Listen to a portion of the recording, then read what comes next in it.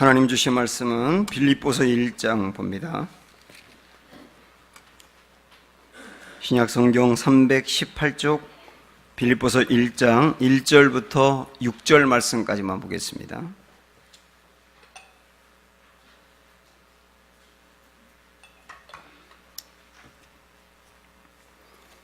빌립보서 1장 1절부터 6절의 말씀.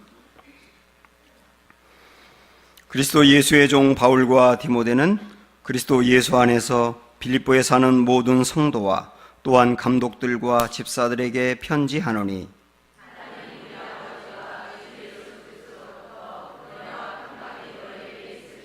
내가 너희를 생각할 때마다 나의 하나님께 감사하며 너희가 첫날부터 이제까지 복음을 위한 일에 참여하고 있기 때문이라. 너희 안에서 착한 일을 시작하신 이가 그리스도 예수의 날까지 이루실 줄을 우리는 확신하노라. 아멘. 네, 우리 주위에 서로 좀 둘러보시면서 주님이 하십니다 하고 이렇게 인사 좀 하겠습니다. 좀 하시죠.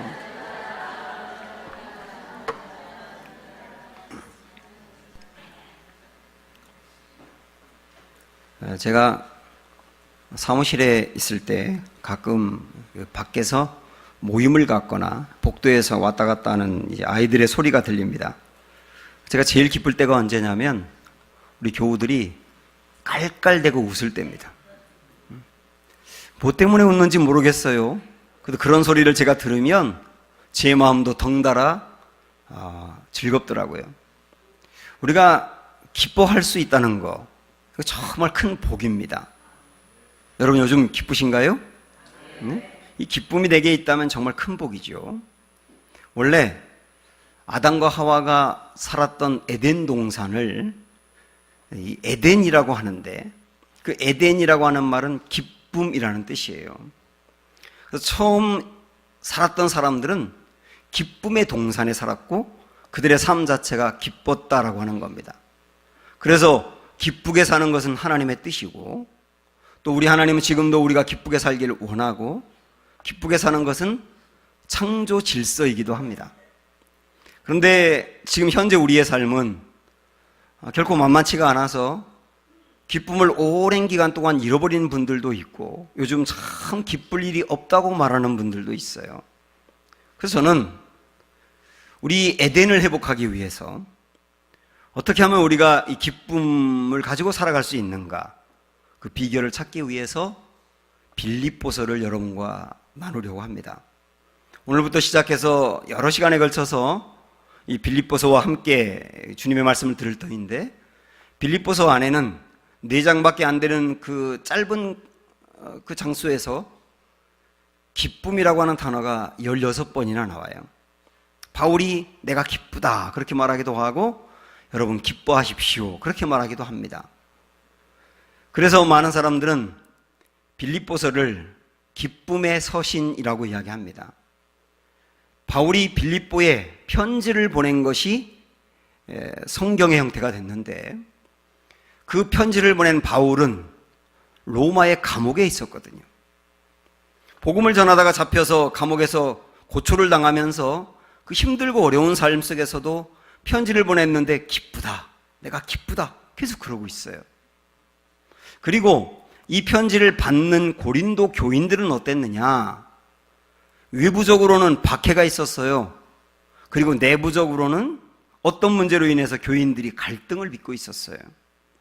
외부의 박해와 내부의 갈등 때문에 결코 기뻐하기 어려운 그 교인들에게도 바울이 뭐라고 말하냐면 기뻐하라 라고 말을 합니다. 나도 기쁘다, 당신들도 기뻐하라. 그래서 어떻게 하면 이런 어려운 환경 속에서도 기뻐할 수 있는지 비결을 알려주는 것이 빌립보서라고 볼 수가 있습니다. 저는 여러분과 이 빌립보서를 함께 나누면서 기쁨을 유통하라 라고 하는 소제목을 붙여봤습니다. 어떻게 하면 내가 기쁘고 내 안에 있는 기쁨을 다른 사람에게 이렇게 흘려보낼 수 있을까, 그 길을 한번 찾아보려고 합니다.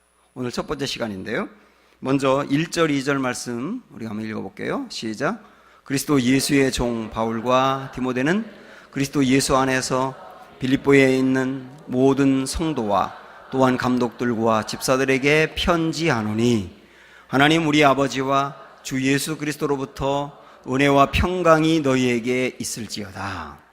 바울이 지금 어디에 있다 그랬어요? 옥에 갇혀 있다 그랬어요. 근데 옥에 갇혀 있는 바울이 빌립보 교인들에게 편지를 보내면서 1절, 2절은 인사말이거든요. 근데 이 인사말에서 그들을 축복하고 있어요. 사실 바울 서신을 보면 1절, 2절은 거의 대부분의 바울 서신이 일치합니다. 이런 내용이에요. 성도들을 축복하는 내용. 특별히 예수 그리스도로부터 나오는 은혜와 평강이 너희에게 있을지어다. 여러분의 삶이 은혜와 평강으로 가득하기를 축복합니다. 이런 내용으로 축복을 하는 겁니다. 예수님도 제자들을 전도하라고 보내면서 누가복음 10장에 보면 전도하러 가서 어느 집에 들어가면 이렇게 하라고 말씀합니다. 보세요.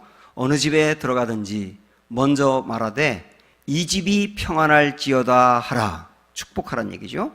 만일 평안을 받을 사람이 거기 있으면 너희의 평안이 그에게 머물 것이요 그렇지 않으면 너희에게로 돌아오리라. 주님 그렇게 말씀하셨어요. 어느 집에 들어가든지 그 집의 평안을 빌어라. 그 집이 평안을 받을 만한 집인지 아닌지 상관없이 그 집의 평안을 빌어라. 만약에 우리가 평안을 빌었는데 그 집이 그 평안을 받을 만한 집이면 우리가 평안을 빈 대로 받을 것이고, 만약에 그 집이 받을 만한 집이 아니라고 한다면 내가 빈 평안과 축복은 고스란히 나에게 돌아올 거다. 이렇게 말씀하시잖아요. 그래서 내가 평안을 빌었는데 그 집이 받을 만한 집이 아니면 내게 되는 거구나. 그래서 평안을 못 받을 것 같은 집만 빌라고 하는 말씀은 아니고요. 평안을 빌라, 축복하라. 주님 그렇게 말씀하지 않습니까? 축복의 법칙이 있어요. 축복의 법칙이 뭐냐면 다른 사람이 잘 되면 그 때문에 나도 잘 된다는 거예요. 여러분 주변에 잘 되는 사람을 보세요. 주변에 잘 되는 사람이 많아요. 안 되는 사람을 보면 주변에 안 되는 사람이 많아요. 그래서 하나님 우리에게 주신 복은 뭐냐면 축복하는 인생이 되라는 거예요. 다른 사람 잘 되게 하라는 겁니다. 창세기 12장부터 50장까지 긴 그 장에서 네 사람을 소개합니다. 아브라함, 이삭, 야곱, 요셉. 이 네 사람인데 이 네 사람의 삶을 이렇게 관찰을 해보면 공통적인 특징이 있어요. 그게 뭐냐면 다른 사람을 잘 되게 하는 인생이었다는 거예요. 먼저 우리가 간략간략하게 한 구절씩만 보겠는데 아브라함은 어떠했는가? 아브라함이 나그네로 블레셋이라고 하는 지역에서 살았던 적이 있거든요. 근데 블레셋의 왕이 아브라함에게 찾아와서 하는 말을 들어보세요. 시작. 그때에 아비멜렉과 그 군대 장관 비골이 아브라함에게 말하여 이르되 내가 무슨 일을 하든지 하나님이 너와 함께 계시도다. 그런즉 너는 나와 내 아들과 내 손자에게 거짓되이 행하지 아니하기를 이제 여기서 하나님을 가리켜 내게 맹세하라. 내가 내게 후대한 대로 너도 나와 내가 머무는 이 땅에 행할 것이니라. 아비멜렉이라고 하는 왕이 나그네로 이 땅에 살고 있는 아브라함을 가만히 보니까요, 아비멜렉은 하나님을 모르지만 아브라함이 믿는 하나님이 정말 아브라함을 돕는 것이 눈에 보이는 거예요. 그래서 이 사람을 우리 집에 이 나라에서 계속 살게 해야 되겠다. 그러면서 아브라함에게 우리 집 이쪽을 떠나지 말고 우리와 계속 같이 살자. 그 말은 뭐냐면 당신이 있어야 우리도 복을 받을 것 같다, 그 얘기예요. 아브라함은 어떤 사람이에요? 축복을 유통하는 사람이에요. 그 다음에 이삭을 보시면 역시 이런 구절이 나와요.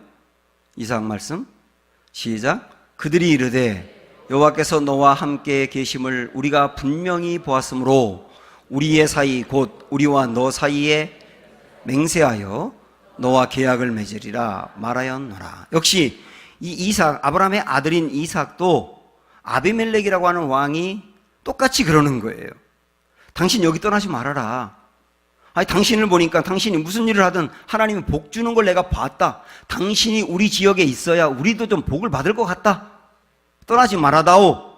그러면서 부탁을 하는 겁니다. 이삭은 누굽니까? 그가 받은 복을 유통하는 사람이에요. 그의 아들인 야곱은 어땠는지 볼까요?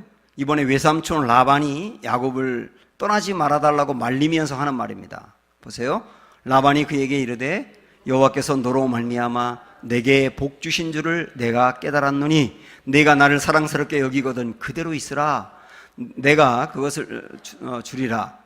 야곱이 그에게 이르되 내가 어떻게 외삼촌을 섬겼는지 어떻게 외삼촌의 가축을 쳤는지 외삼촌이 아시나이다. 내가 오기 전에는 외삼촌의 소유가 적더니 번성하여 때를 이루었으니 내 발이 이르는 곳마다 여호와께서 외삼촌에게 복을 주셨나이다. 그러나 나는 언제나 내 집을 세우리까. 이것도 더 명백하잖아요. 외삼촌의 집에서 이삭이 오랜 기간 동안 머물러 있었는데 외삼촌이 그러는 겁니다. 우리가 저 녀석이 오기 전에는 형편없었는데 요 녀석이 와서 살면서 우리가 복을 받았다는 거예요. 그러니까 우리 집을 떠나지 말아달라고. 그 말하니까 야곱이 하는 말이 뭐예요? 예, 맞아요, 외삼촌. 제가 외삼촌의 집에 왔을 때 외삼촌의 소유가 요만큼이었는데 지금 보세요, 얼마나 많아졌는가. 야곱은 누구였습니까? 축복을 유통하는 사람이었어요. 그의 아들인 요셉을 마지막으로 한 번 더 봅니다. 요셉이 그의 주인에게 은혜를 입어 섬김에 그가 요셉을 가정총무로 삼고 자기의 소유를 다 그의 손에 위탁하니 그가 요셉에게 자기의 집과 그의 모든 소유물을 주관하게 한 때부터 여호와께서 요셉을 위하여 그 애굽 사람의 집에 복을 내리심으로 여호와의 복이 그의 집과 밭에 있는 모든 소유에 미친지라. 여기도 분명하지 않습니까? 아니, 보디발이라고 하는 사람은 굉장히 권력이 있고 부유했기 때문에 그 집에 종들이 아주 많았을 겁니다. 많은 종들이 있는데 그 종 중에 한 명인 요셉이 이 집에 들어오면서부터 이 집이 더욱 잘 되는 것을 두 눈으로 확인했다는 거예요. 그래서 요셉에게 그를 칭찬하면서 너는 복받은 인생이다. 내가 와서 우리 집이 복받았다. 그러는 거예요. 요셉은 누구예요? 축복을 유통하는 사람이었어요. 이렇게 창세기에 나오는 네 인물, 아브람과 이삭과 야곱과 요셉 네 인물은 우리 신앙인들의 표본이라고 할 수 있는데 그들의 공통적인 특징은 뭐라고요? 다른 사람에게 복을 받게 하는 축복을 유통하는 사람이 되었다고요. 저는 목사입니다. 그게 저의 직업이에요. 그런데 제 직업이 하나 더 있기를 원하는데 그게 뭐냐면 유통업자가 되는 겁니다. 유통업이 뭡니까? 이쪽 농산지에서 배추를 농사하면 그것을 갖다가 소비자들에게 푸는 거잖아요. 그 과정을 유통이라고 하지 않습니까? 좋은 것을 나누어 주는 게 유통인데 저는 유통업자가 되고 싶어요. 저는 여러분들이 나중에 유석열 목사하고 내가 신앙생활 하면서 정말 많은 복을 내가 받았고 믿음이 성장하게 되었고 우리 가정이 복되게 되었다 라고 말한다면 좋겠어요. 그럼 저는 축복을 유통한 사람이 아닙니까? 제가 우리 교회에 처음 부임했을 때 많은 분들이 이제 저를 만나기 위해서 왔다가 이 주위를 쭉 둘러본 다음에 하나같이 한 소리가 뭐냐면 웬 교회가 그렇게 많아요? 그랬어요. 이 지역에 교회가 많다는 거. 그래서 교회가 너무 많아서 교회가 너무 많아서 걱정이 된다는 얘기죠. 저도 초기엔 그랬는데 나중엔 제가 생각이 바뀌었어요. 하나님, 이 지역에 특별히 교회가 많으니까 이 지역에 있는 교회들이 다 잘 되어서 이쪽이 성나에서 어떤 성지같이 되게 해주십시오. 우리 그렇지 않습니까? 뭘 먹으러 가면 식당 하나 있는 데를 가는 게 아니라 잔뜩 있는 데 가서 고르지 않습니까? 그렇죠? 여기가 어떤 그런 성지가 되게 해달라고 해서 기도하게 되더라고요. 그리고 다른 교회도 부흥하게 해주세요. 그래서 저 순복음교회 갔다가 들어갈 자리가 없어서 우리 교회 오는 사람도 좀 있게 해주세요. 기도하면 되지 않습니까? 제가 몇 년 전에 캄보디아 시엔립이라는 데를 갔어요. 거기 앙코르와트라고 하는 유적이 있는 곳이거든요. 근데 가이드가 이 시엔립에서 유명한 식당이 있다는 겁니다. 차도 팔고 음식도 팔고 술도 팔고 하는 곳인데 거기가 레드하우스래요. 그러면서 이야기를 해주더라고요. 원래 그 레드하우스가 조그만한 식당 겸 술집이었는데, 여러분도 아시는 그 미국의 영화배우 안젤리나 졸리라고 있잖아요. 그 안젤리나 졸리가 톰 레이더라고 하는 영화를 찍은 곳이 그 시엔립이거든요. 그때까지는 이 안젤리나 졸리가 전혀 알려지지 않은 배우였습니다. 근데 거기서 영화를 찍는 중에 밤에 그곳에 가서 식사를 한 것 같아요. 그러니까 이 주인이 호주 사람이었는데 서양에서 온 예쁜 여자가 거기 혼자 앉아 있으니까 가서 말을 붙이면서 이야기를 했어요. 그랬더니 영화 배우라는 걸 알게 된 거예요. 영화를 찍고 있다는 걸 알게 된 거예요.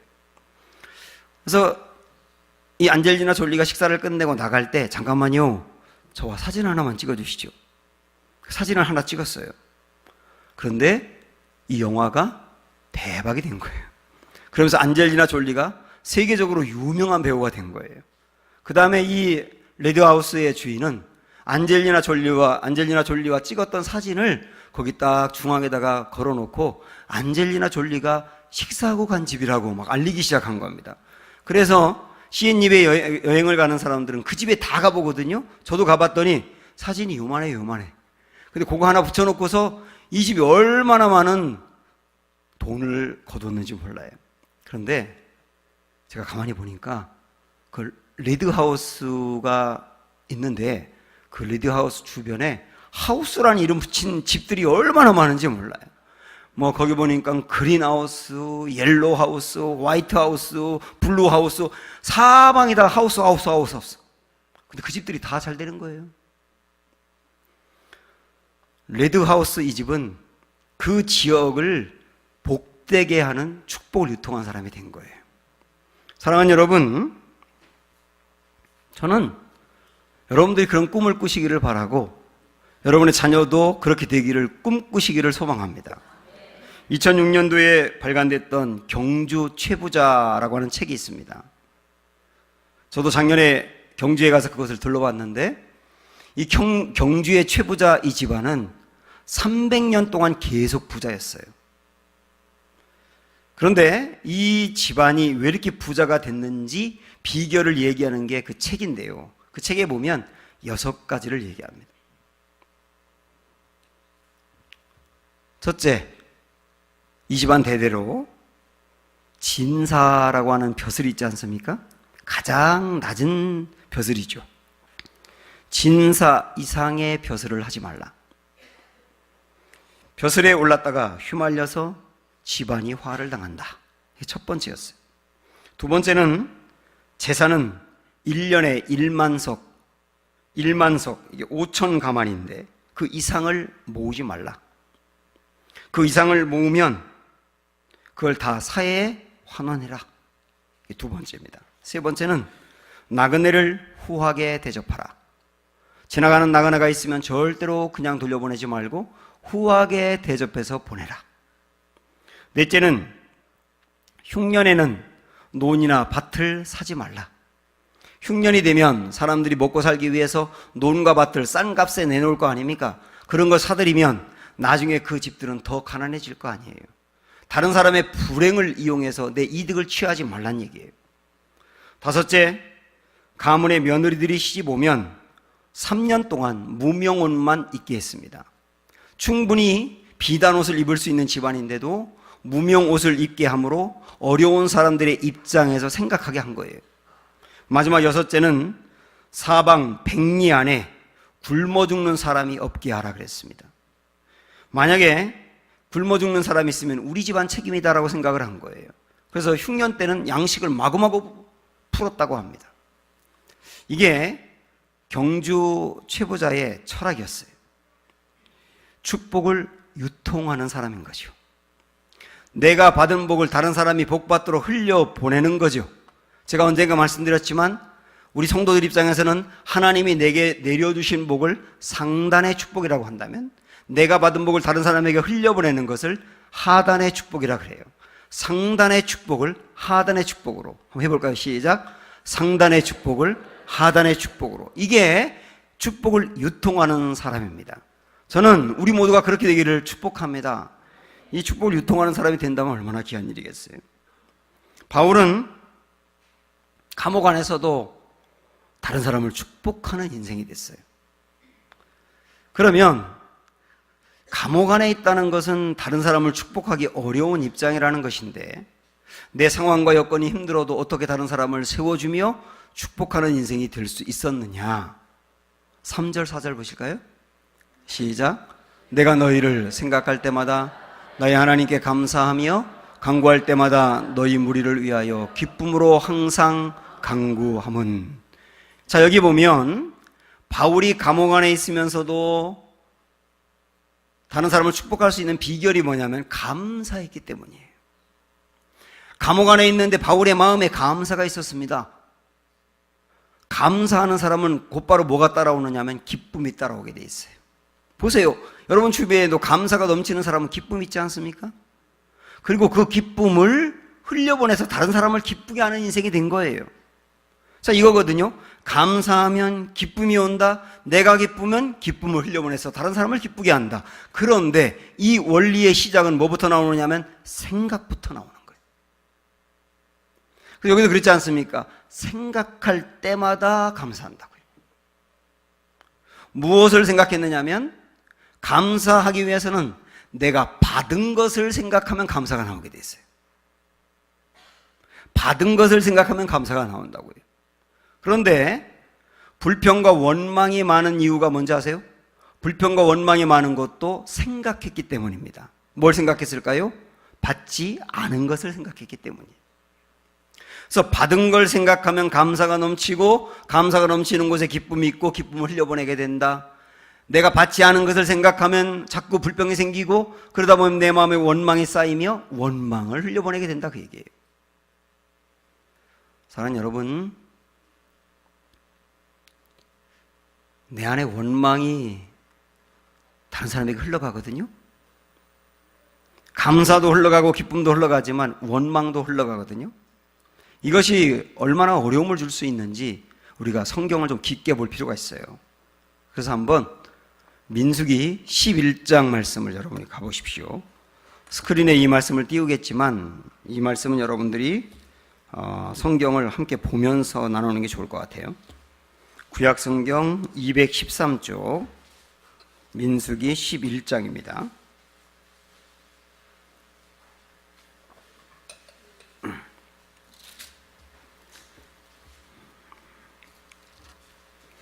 자, 1절 보겠습니다. 시작.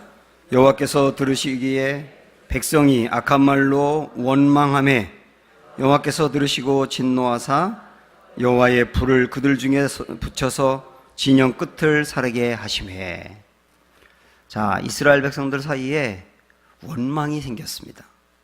이 원망이 무엇 때문에 생긴지 모르겠지만 이 말씀에 보니까 악한 말로 원망했다고 나와요. 아주 험한 말을 하면서 원망을 한 것입니다. 그래서 하나님이 이 원망을 듣고 진노하셨거든요. 진노하고 난 다음에 이스라엘 백성들이 묵고 있는 그 진영의 끝을 사르기 시작을 한 거예요. 그때 모세가 하나님께 기도하면서 이들을 용서해 달라고 대신 구합니다. 하나님이 그 기도를 들으시고 불을 끄셨어요.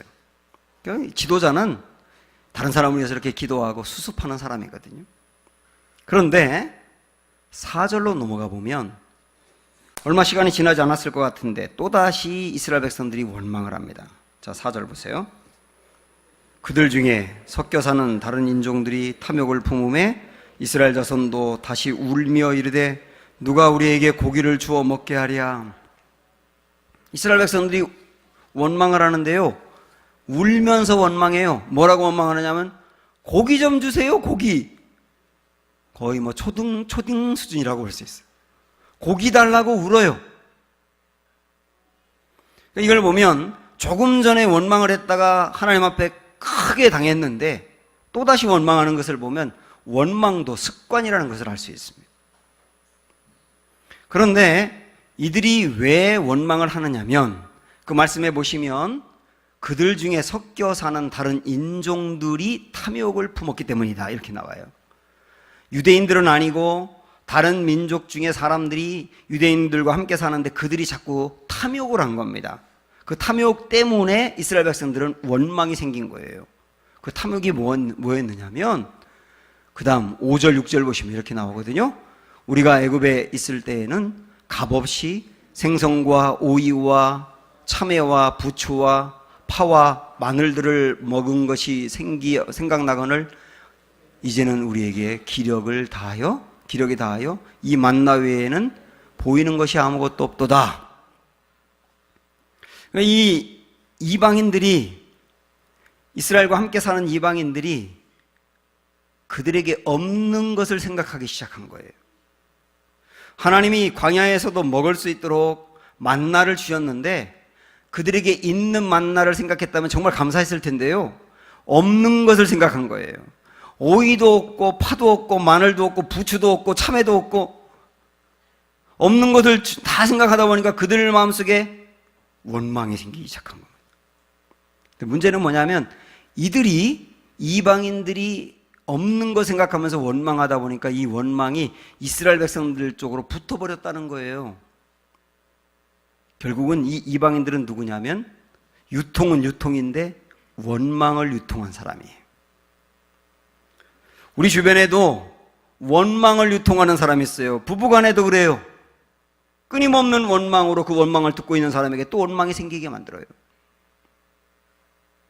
원망을 유통하는 사람이 된 거예요. 근데 여기서 이방인들의 원망이 이스라엘 백성들의 원망으로 늘어나더니 이것으로 끝난 것이 아니라 지도자인 모세의 원망까지 이어지게 되는 거예요. 10절과 11절을 한번 볼까요? 시작. 백성의 온 종족들이 각기 자기 장막문에서 우는 것을 모세가 들으니라.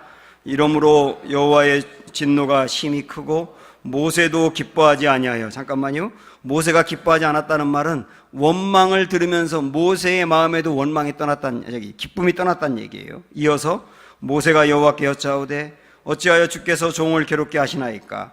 어찌하여 내게 주의 목전에서 은혜를 입게 아니하시고 이 모든 백성을 내게 맡기사 내가 그 짐을 지게 하시나이까?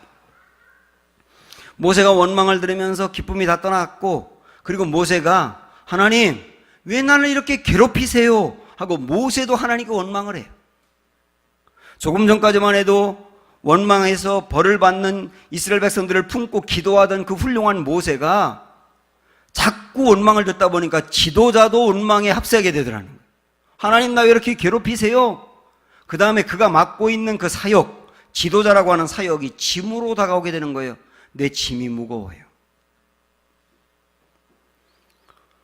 여러분, 이 원망이 확산되는 걸 보십니까? 내게 없는 거 생각하다 보니까 원망이 생겨요. 불평과 원망이 늘어나요. 그것이 다른 사람에게 원망으로 이어져요. 자, 그래서 우리 오늘 이 말씀을 이렇게 연결해 가면서 나름대로 이 원리를 한번 정리를 해보겠습니다. 자, 여러분 스크린 한번 보세요. 생각하면 감사하게 되고, 감사가 넘치면 기쁨이 넘치게 되고, 그러면 내 기쁨을 다른 사람에게 유통하게 된다.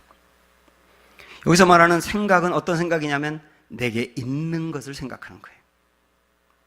그러나 똑같은 원리로 생각하면 불평이 생기고, 불평이 있는 곳에 원망이 자라고, 원망이 자란 사람은 다른 사람에게 원망을 유통한다.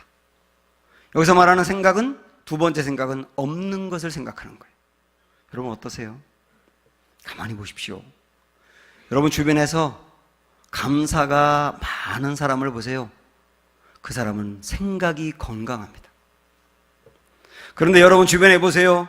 원망과 불평이 많은 사람을 가만히 보세요. 그 사람은 생각이 건강하지 않아요. 그래서 생각에서부터 모든 것이 비롯되는 거예요. 사랑하는 여러분, 축복합니다. 여러분의 생각이 주님이 주신 것을 늘 헤아리기를 원하고, 그래서 내 마음에 감사와 기쁨이 충만하기를 원하고, 그것을 다른 사람에게 유통하는 은혜도 있기를 축복합니다. 그러면 바울이 생각할 때마다 감사했고 기뻤다. 그리고 그 기쁨을 유통했다. 이렇게 말씀드렸는데, 그러면 무엇을 생각했을까? 그걸 우리가 살펴봐야죠. 우리도 그런 것을 생각할 때 내 마음에 감사와 기쁨이 솟아오른다는 뜻이에요. 그럼 무엇을 생각했을까요? 5절 말씀 보면 이런 거 생각합니다. 시작. 너희가 첫날부터 이제까지 복음을 위한 일에 참여하고 있기 때문이라. 빌립보 교인들이 복음을 위한 일에 참여하는 것을 생각하니 감사와 기쁨이 넘쳤다는 뜻입니다. 그럼 여기서 복음을 위한 일에 참여했다는 말은 뭘까? 이런 겁니다. 원래 바울이 빌립보에 복음을 전했는데, 바울이 빌립보에 복음을 전할 때 빌립보가 유럽에서 최초로 복음을 받아들인 곳이에요. 이 빌립보가 그리스에 있는데요, 그리스에 가서 복음을 전하면서 빌립보가 처음으로 예수님을 받아들이고 교회가 세워졌다고요. 그 말은 뭐냐면, 바울이 그곳에 가서 복음을 전하기 전까지는 대부분의 유럽 사람들은 예수님을 알지 못했다는 뜻이에요. 전혀 예수님을 모르는 사람들에게 복음을 전하면 복음을 받아들이기가 정말 어렵지 않습니까? 그런데 그들이 바울의 복음을 듣고 마음이 열려 구원을 받게 되었고, 구원을 받은 다음에 성장하더니만 변화된 삶을 살더니 나중에는 복음을 전하는 사람이 됐어요. 바울이 감옥에 갇혀서 힘들어할 때도 야, 복음을 전하던 바울이 감옥에 갇혔대. 그래가지고 그들이 자기가 예수님 믿는 것을 숨긴다거나 도망을 간 것이 아니라, 다음에 보겠습니다마는 14절에 보면 더 담대하게 복음을 전했다고 나와요. 이 모든 일이 뭐라고요? 복음을 위한 일에 참여했다는 뜻이에요. 그러니까 바울은 야, 어떻게 처음 예수님을 듣는데 그 예수님을 마음으로 받아들이고 믿음이 자라더니 다른 사람에게 복음을 전하는 사람이 됐나? 이런 걸 생각하니 감사가 나온 거죠. 저는 여러분도 똑같이 그런 감사가 있기를 원합니다. 생각을 해보세요.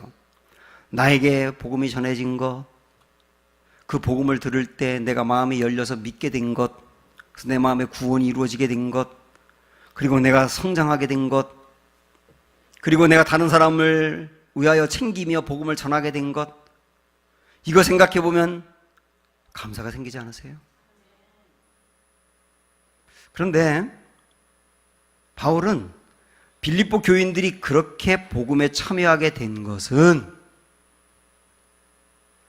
이유가 있다는 겁니다.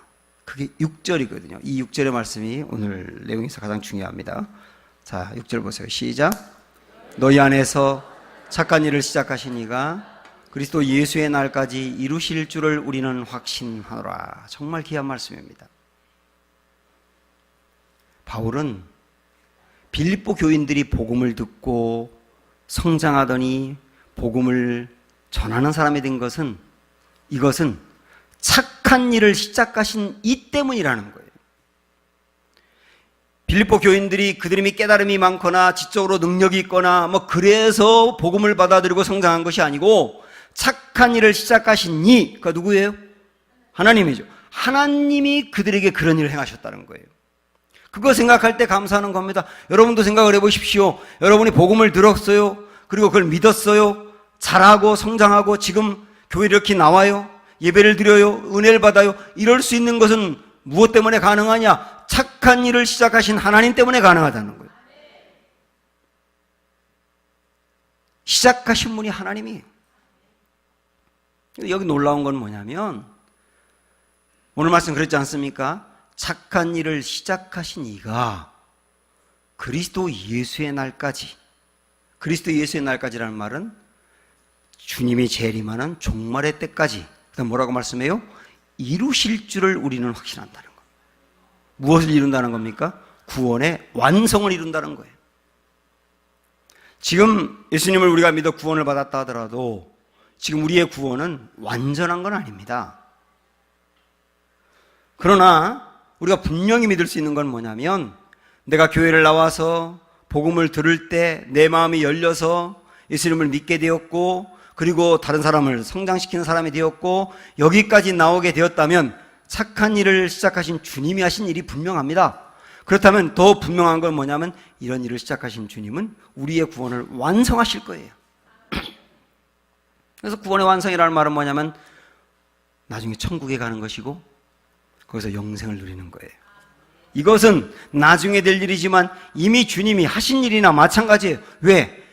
착한 일을 시작하신 이가 그리스도 예수의 날까지 이루실 줄을 확신한다고 했으니까요. 이거 정말 귀한 일이에요. 한번 생각을 해보십시오, 여러분. 우리가 지금 여기까지 오는 동안 얼마나 많은 위기가 있었습니까? 교회를 나오다가 교회에서 상처받아서 그만둔 적도 있었고요. 몇 주 동안 어떤 분은 몇 달 동안 교회를 아예 안 나온 분도 있었고요. 그래서 나와 교회는 어울리지 않는 것 같아라고 하는 생각도 들었고요. 어떤 때는 예배드리고 가면서 다음부터 나오지 말아야지. 그런 분도 있지만 그런데 또 내가 이 자리에 와 있잖아요. 그리고 말씀을 듣잖아요. 그리고 주님에게서 떠날 수가 없잖아요. 그 이유가 뭐라고요? 착한 일을 시작하신 이가 이루시기 확신한다고 했던 것처럼 이루어 가고 계시기 때문이에요. 이거를 확신하는 사람은 정말 감사할 수 있다는 겁니다. 우리가 이 비슷한 말씀 데살로니가전서 5장에 있는 말씀을 한번 볼게요. 시작. 평강의 하나님이 친히 너희를 온전히 거룩하게 하시고 또 너희의 온 영과 혼과 몸이 우리 주 예수 그리스도께서 강림하실 때에 흠없게 보존되기를 원하노라. 너희를 부르신 이는 미쁘시니 그가 또한 이루시리라 그랬습니다. 우리를 부르시니 착한 일을 시작하신 하나님이시죠. 우리를 불러서 이 자리에 와 있게 하시니 착한 일을 시작하신 그 주님이 뭐라고 그랬습니까? 또한 이루시리라. 뭘 이룬다는 겁니까? 천국에 갈 때까지 우리를 붙들고 가게 할 것이며 끝내 구원의 역사까지 가게 하신다는 거예요. 왜 그렇다고요? 그분이 미쁘시니까요. 신실하시니까 그 약속을 이루어 가신다는 거예요. 이걸 확신할 때 정말 감사할 수 있어요. 그러면 이런 생각할 수 있습니다. 그럼 내가 아무렇게나 살아도 막 죄를 지으면서 아무렇게나 살아도 내가 하나님의 은혜로 구원받았으니까 이제 예방주사를 맞는 것처럼 결국은 뭐 구원받겠네요. 이렇게 쉽게 생각할 수 있지만 우리를 한번 부르신 주님이 끝까지 이루시는 이유가 뭔지 아세요? 어떤 방법으로 하는지 아세요? 예레미야서 말씀 32장을 보시면 정확히 나와 있습니다. 자, 우리 마지막 말씀인데 다 같이 보세요. 시작. 내가 그들에게 복을 주기 위하여 그들을 떠나지 아니하리라 하는 영원한 언약을 그들에게 세우고 나를 경외함을 그들의 마음에 두어 나를 떠나지 않게 하고. 요 말씀 때문이에요. 때로는 우리가 유혹을 받아 흔들려요. 고난을 당해서 흔들려요. 내가 원했던 것이 이루어지지 않아서 실망하고 흔들려요.